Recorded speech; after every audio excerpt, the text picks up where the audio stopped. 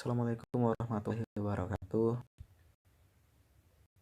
Kita akan membahas bab 9, menerapkan sikap hikmah, ifah, saja'ah, dan adalah sebagai pembentuk akhlak karimah.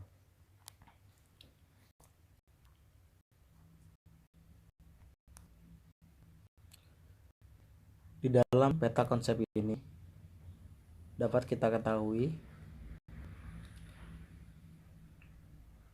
hikmah, ifah, saja'ah adalah dengan menguraikan pengertian, dalil nakli, bentuk, dan keutamaan-keutamaannya akan membentuk karakter adil. Dan dari adil akan membentuk 3 cabang. Pertama jujur, 2 bertanggung jawab, 3 mawas diri. Jujur akan menghasilkan kesabaran, menghasilkan harga diri, menghasilkan positive thinking, dan pada akhirnya cerdas. Bertanggung jawab menghasilkan santun, menghasilkan memiliki rasa malu, menghasilkan semangat, menghasilkan percaya diri. Mawas diri akan terbentuk tawadu, kemudian objektif, kemudian komunikatif, kemudian bijaksana. Setelah kita mempelajari hikmah, ifah, saja'ah adalah dengan pengertian, dalil nakli, bentuk, dan keutamaan-keutamanya dengan baik, pada akhirnya kita akan memperoleh karakter cerdas. Pertama, cerdas. 2, percaya diri. 3, bijaksana. Langsung kepada pengertian hikmah.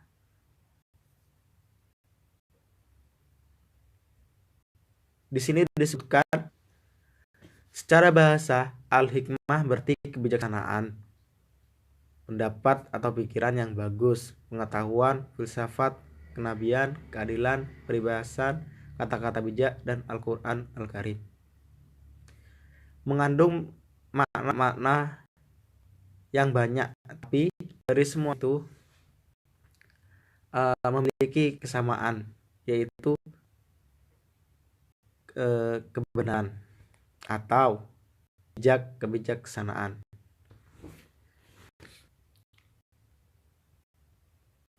Setelah kita mempelajari secara bahasa, kita akan melihat menurut Al-Maraghi dalam kitab tafsirnya. Al-Maraghi adalah nama seseorang yang membuat kitab tafsir. Beliau menjelaskan al-hikmah sebagai perkataan yang tepat, lagi tegas, yang diikuti dengan dalil-dalil yang dapat menyiapkan kebenaran dan melenyapkan kesempurnaan. Sedangkan menurut Toha Jah Omar, jika kalian ingin tahu siapa Toha Jah Omar, bisa dicari di Google.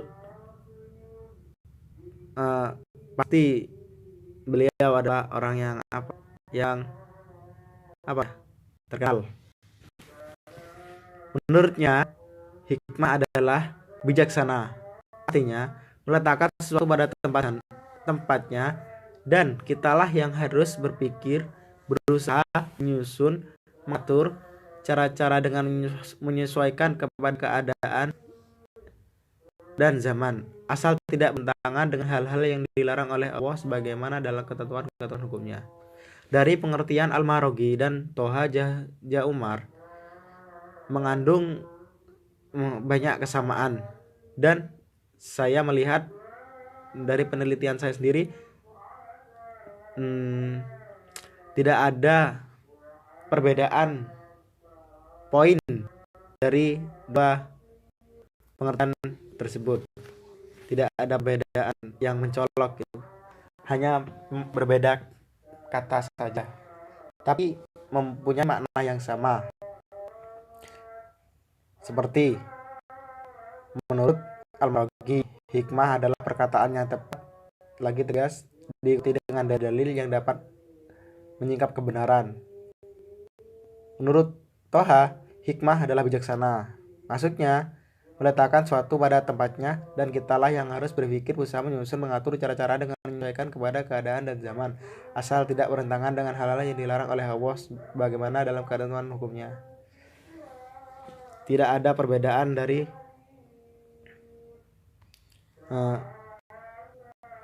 pengertian kedua tersebut. Semua sama-sama mengikuti Al-Quran dan hadis.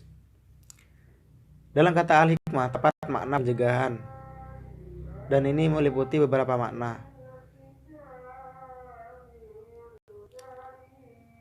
yaitu 1. Adil, akan mencegah pelakunya dari terjerumus ke dalam kezaliman. 2. Hilm, akan mencegah pelakunya dari terjerumus ke dalam kemarahan. 3. Ilmu, akan mencegah pelakunya dari terjerumus ke dalam kejahilan. 4. Nubuah Quran, seorang nabi tidak lain diutus untuk mencegah manusia dari menyembah selain Allah dan terjerumus ke dalam kemaksiatan serta perbuatan dosa. Al-Quran dan seluruh kitab samawiyah diturunkan oleh Allah agar manusia terhindar dari syirik, mungkar, perbuatan buruk. Dalam kitab Al-Hikmah terdapat makna pencegahan. Maksudnya, kita yang melakukan kebijaksanaan atau bijak berkata benar dengan melalui dalil-dalil Al-Quran, itu akan mencegah diri kita terjerumus ke dalam sifat dolim. Kita melakukan kebijaksanaan akan mencegah diri kita terjerumus ke dalam kemarahan. Kita juga dalam bersikap bijaksana akan mencegah kita sendiri dari terjerumus ke dalam kebodohan.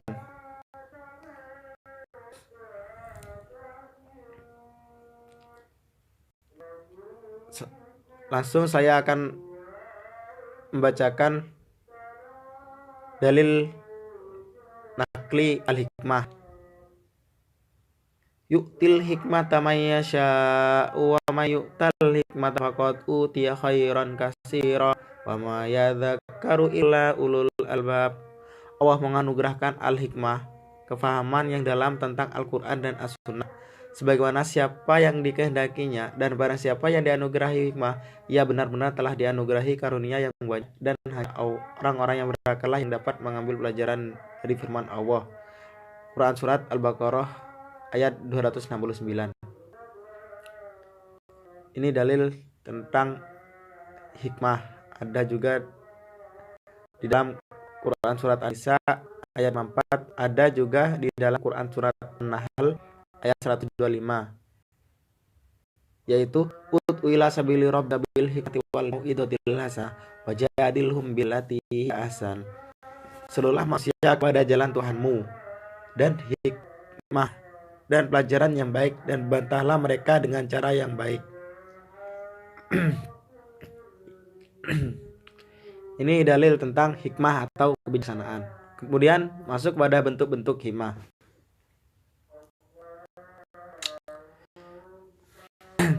Orang yang dianugerahi al-hikmah adalah orang yang mempunyai ilmu mendalam dan mampu mengamalkannya secara nyata dalam kehidupan. Jadi kita tidak bisa langsung bersikap al-hikmah atau bijaksana. Kita tidak bisa berperilaku bijaksana, karena orang yang bijaksana, yang benar-benar bijaksana atau al-hikmah adalah orang yang mempunyai ilmu mendalam, ilmu yang benar-benar dikuasainya dan mampu mengamalkannya secara nyata dalam kehidupan, tidak hanya memahami secara mendalam.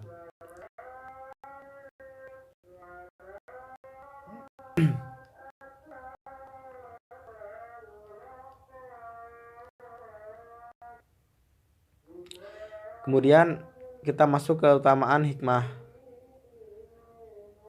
Orang yang mengamalkan sifat hikmah akan merasakan bah dari berbuat hikmah atau bijaksana. Pertama, memiliki rasa percaya diri yang tinggi dalam melaksanakan dan membela kebenaran ataupun keadilan.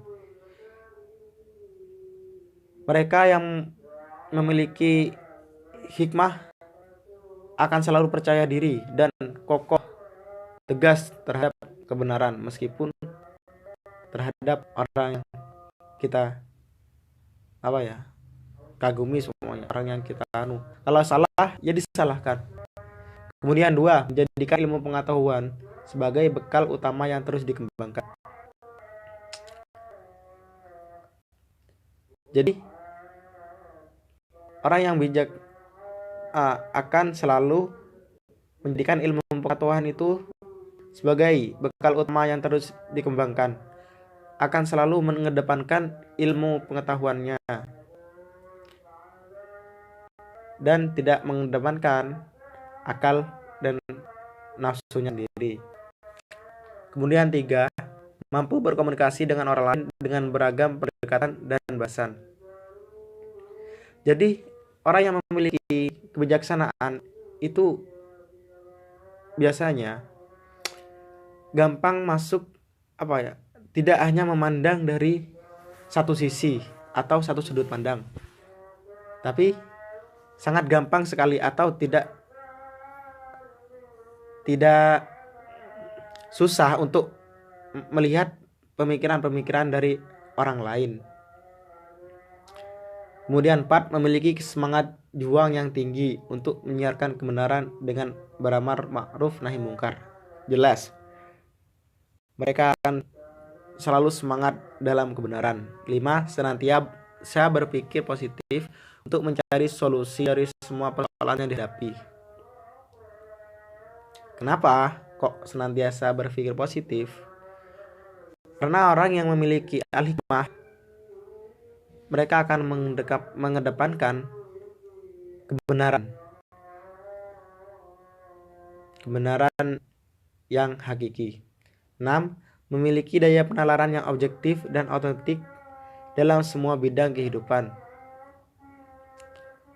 Dalam semua bidang di dalam kehidupan ini, orang yang benar-benar memiliki al-hikmah, mereka mempunyai sifat objektif, tidak pandang bulu. Kemudian terakhir 7, orang yang dalam perkataan dan perbuatannya senantiasa selaras dengan sunnah Rasulullah. Jelas, mereka tidak hanya benar dalam kata-kata, tapi benar menurut sunnah Rasulullah SAW. Kemudian langsung ke ifah.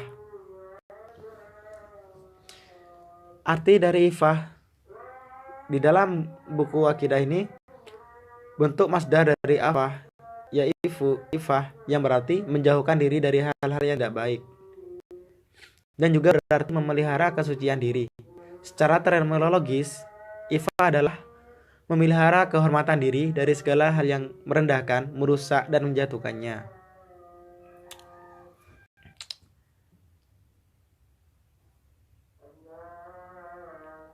Maksudnya merendahkan, merusak, dan menjatuhkannya. Ifah itu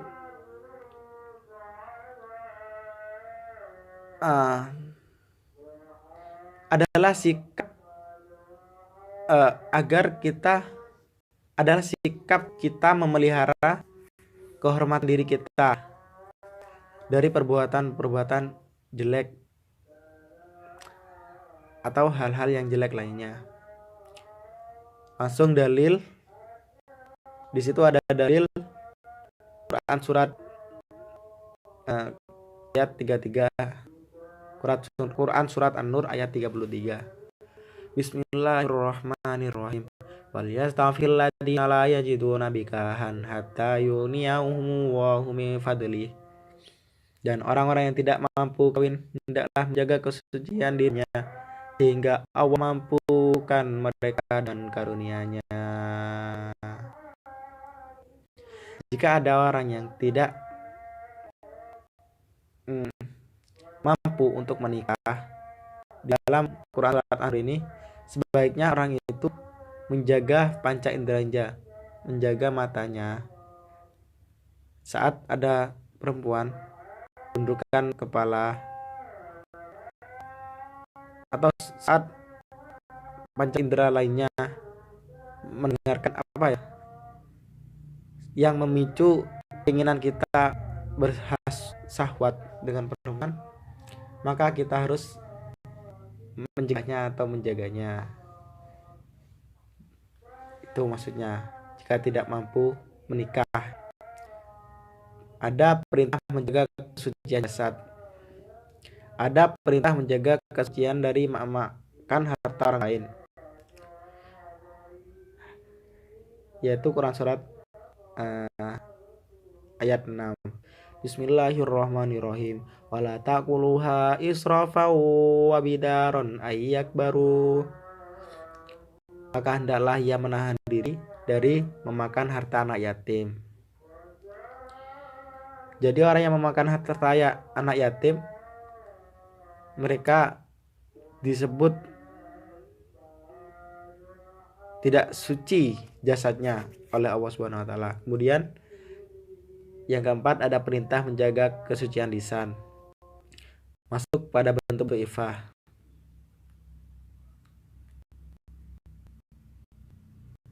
Kalian bisa baca sendiri.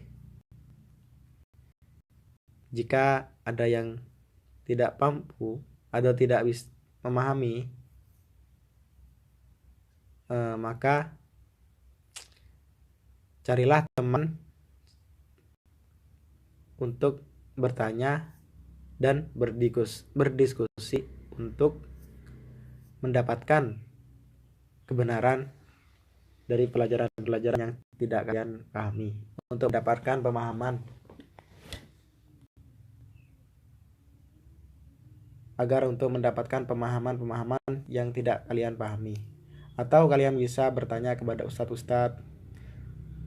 Menurut saya sih lebih enak berdiskusi bersama teman. Langsung pengertian saja'ah. Saja'ah berarti berani atau gagah. Menurut istilah, saja'ah adalah keteguhan hati, kekuatan pendirian untuk membela dan mempertahankan kebenaran secara berani dan terpuji. Jadi saja'ah adalah keberanian yang berlandaskan kebenaran dan dilakukan dengan penuh pertimbangan. Saja'ah itu ada sikap berani dalam kebenaran. Ada ungkapan berani karena benar, takut karena salah. Langsung kita masuk pada poin yang terakhir, yaitu adalah. Pengertian adalah berasal dari kata adil yang artinya tidak berat sebelah. Jelas dari kata adalah yang tidak bersebelah mengandung kata al-adlu atau adil.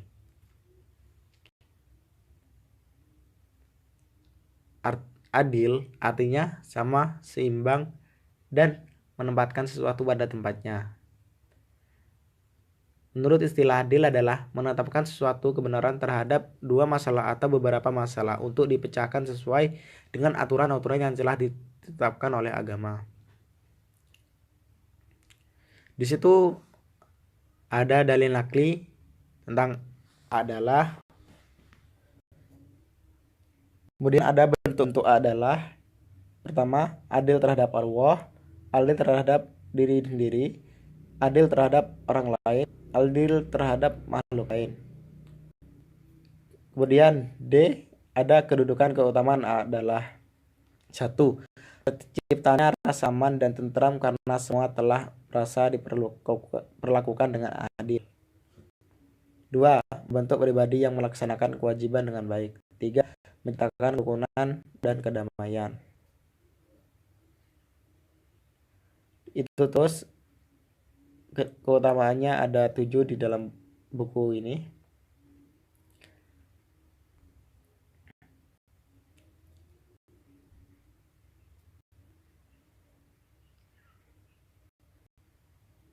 Pokoknya untuk agar memahami isi dari poin-poin, lihat peta konsepnya di sini.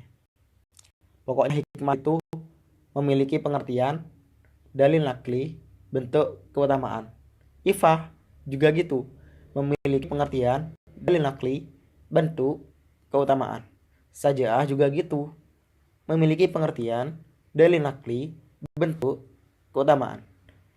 Kemudian terakhir adalah atau adil atau bersikap seimbang.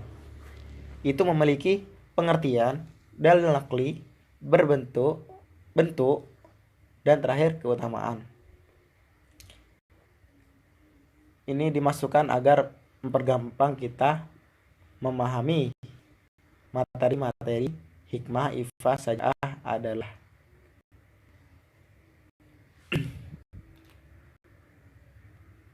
Mungkin cukup sekian dari saya.